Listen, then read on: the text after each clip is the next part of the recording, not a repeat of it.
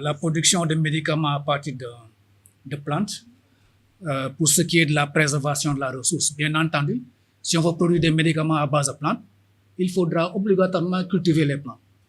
J'ai par exemple cité le cas de Cassia siberiana, le Senjen là. C'est en train de disparaître dans certaines régions parce que c'est les racines qu'on récolte. Et ça, à la longue, ça tue l'espèce. Et donc, pour préserver, il faut obligatoirement cultiver.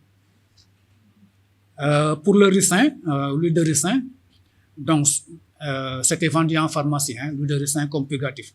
Et maintenant, c'est interdit à cause de sa toxicité. Parce que dans l'huile de ricin, si on veut l'utiliser par voie orale, c'est toxique.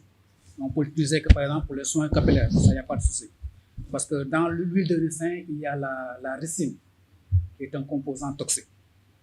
Maintenant, par rapport au choix des espèces végétales, donc là, je pense qu'il y a certains travaux qui ont été déjà faits dans le cadre de la relance de l'industrie pharmaceutique pour la production de médicaments à base de plantes. Il y a certaines espèces qui sont déjà ciblées. Je pense qu'on peut se diriger vers ce répertoire-là pour voir maintenant comment l'enrichir ou bien comment cibler certaines plantes là-dessus pour ne pas faire un double travail.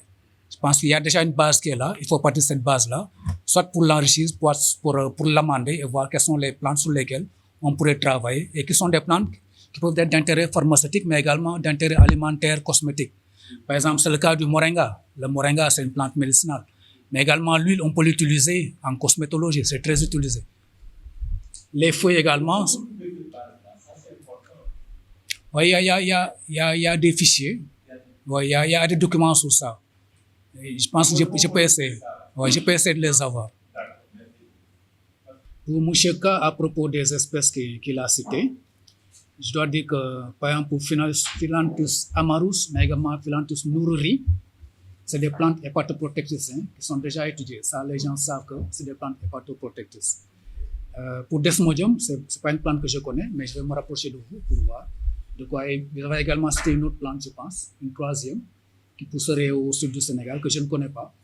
Je dois dire que je ne suis pas botaniste, je suis plutôt phytochimiste. Donc, je vais me rapprocher de vous pour récolter ces données-là.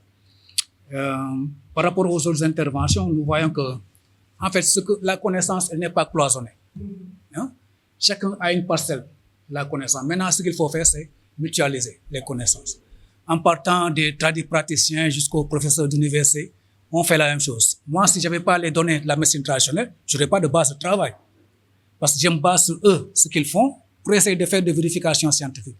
Et ainsi de suite, ainsi de suite. Donc, tout le monde est utile. Merci beaucoup.